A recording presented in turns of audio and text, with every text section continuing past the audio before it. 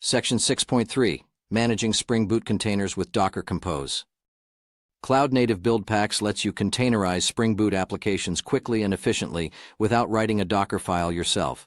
But when it comes to running multiple containers, the Docker CLI can be a bit cumbersome.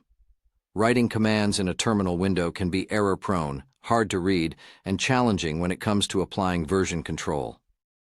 Docker Compose provides a better experience than the Docker CLI.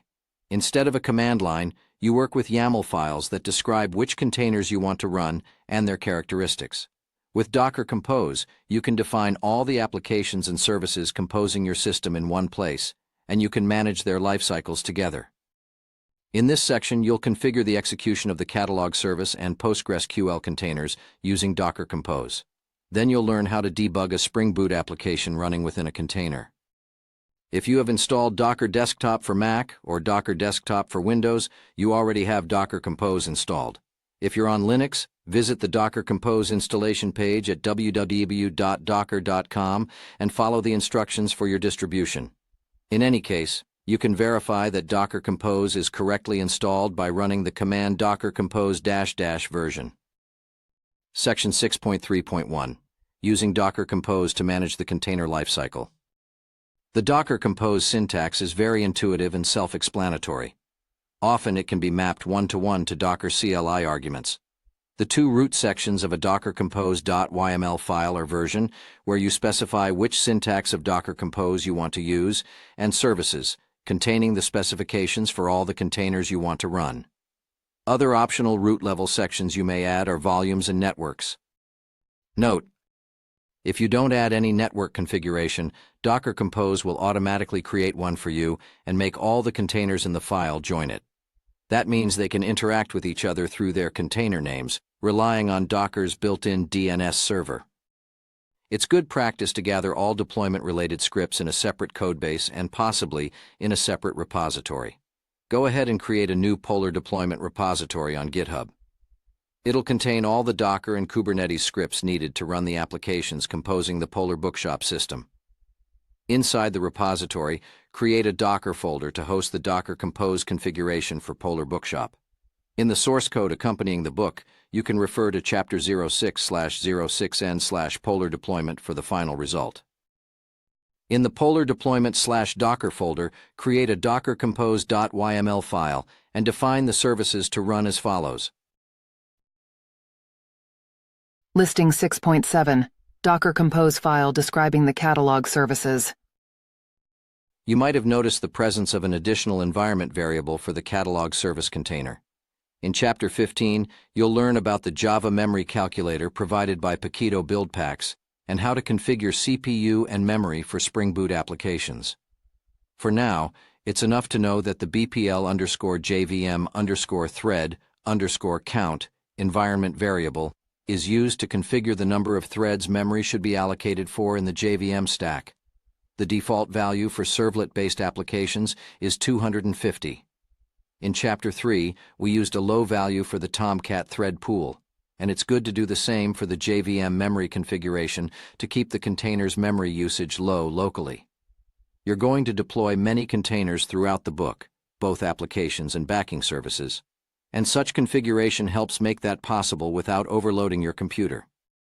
Docker Compose configures both containers on the same network by default, so you don't need to specify one explicitly, as you did previously. Let's see now how to spin them up.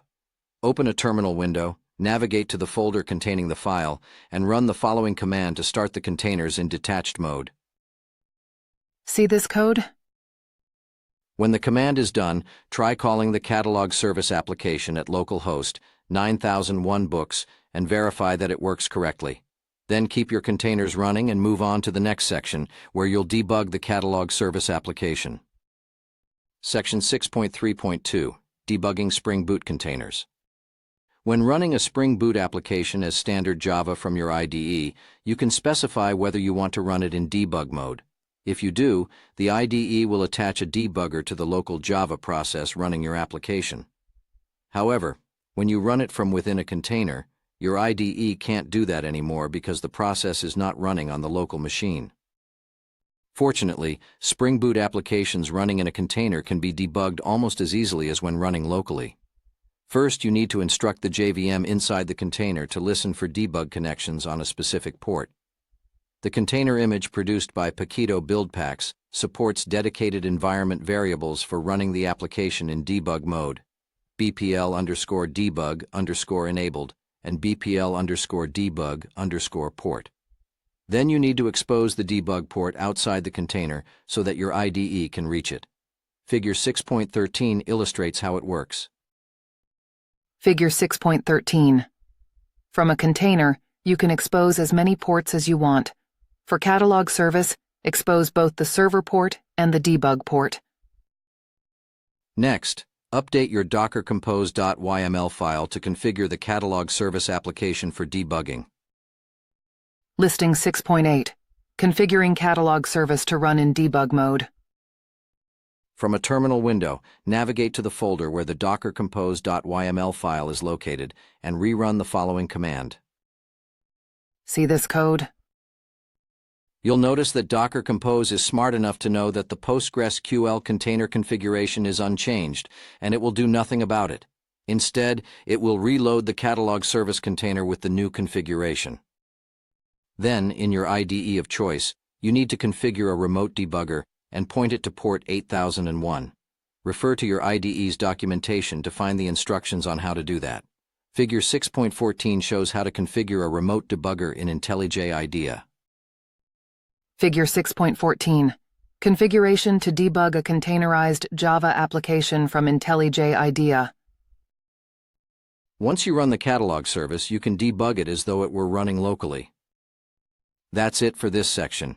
You can stop and remove both containers with the following command from the same folder where you keep your Docker Compose.yml file. See this code?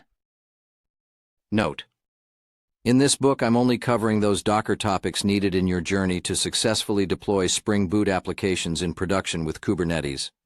If you're interested in learning more about Docker images, networks, volumes, security, and architecture, refer to the official documentation on docs.docker.com. Also, Manning has a few books in its catalog on the subject, such as Learn Docker in a Month of Lunches by Elton Stoneman, Manning 2020, and Docker in Practice 2nd edition by Ian Miele and Aidan Hobson Sayers, Manning 2019.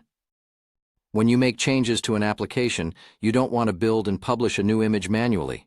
That's a job for an automated workflow engine like GitHub Actions. The following section will show you how to complete the commit stage of the deployment pipeline we started in Chapter 3.